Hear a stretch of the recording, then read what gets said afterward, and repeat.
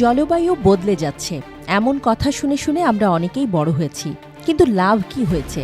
এই পরিবর্তন মোকাবেলায় করণীয় কিছুই করেনি মানুষ। যাক সে কথা, আসল খবর হলো 2024 সাল হতে চলেছে পৃথিবীর ইতিহাসের সবচেয়ে উষ্ণতম বছর। গত কয়েক মাস ধরেই গবেষকরা টের পাচ্ছিলেন প্রশান্ত মহাসাগরে একটি এল নিনোর উদ্ভব হতে চলেছে। এটি এখন আরও বড় হচ্ছে, তীব্র হতে হতে এ বছরের শেষ দিকে এই এল নিনো চরম পর্যায়ে পৌঁছাবে বলে আশঙ্কা করা হচ্ছে। অর্থাৎ আসছে শীতেও হয়তো মিলবে না স্বস্তি। এল নিনো একা নয়, সঙ্গে আছে লা নিনা।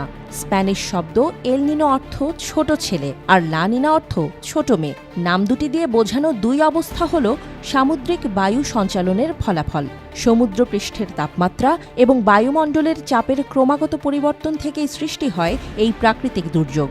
প্রশান্ত মহাসাগরের পানির তাপমাত্রার চক্রাকার পরিবর্তনের ফলে এই ভৌগোলিক জলবায়ুতে ঘটনাটি ঘটে।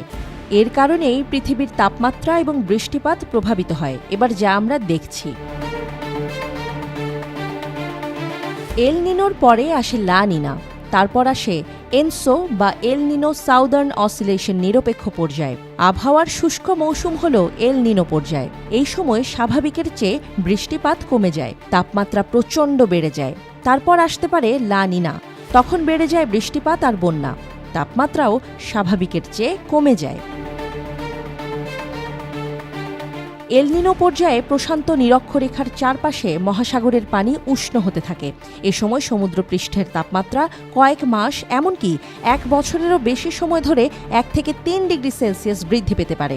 লা নিনা পর্যায়ে ঘটে উল্টোটা। প্রশান্ত মহাসাগরে গ্রীষ্মমণ্ডলীয় অঞ্চলে পানির তাপমাত্রা স্বাভাবিকের চেয়ে শীতল হয়ে ওঠে।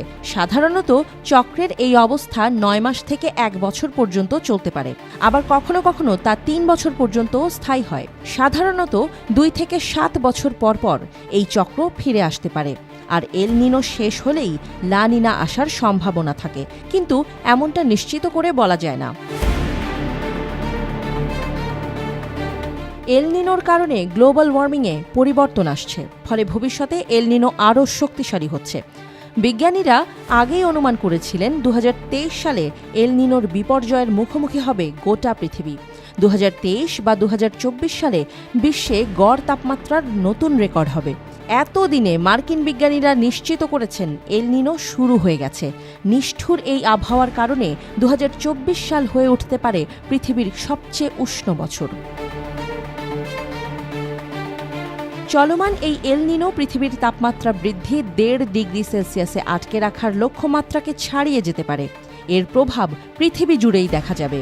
এর ফলে অস্ট্রেলিয়ায় সম্ভবত খরা হবে, যুক্তরাষ্ট্রের দক্ষিণাঞ্চলে বৃষ্টি বেড়ে যেতে পারে, আর আমাদের এই অঞ্চলের বৃষ্টি অনেক কমে যাবে।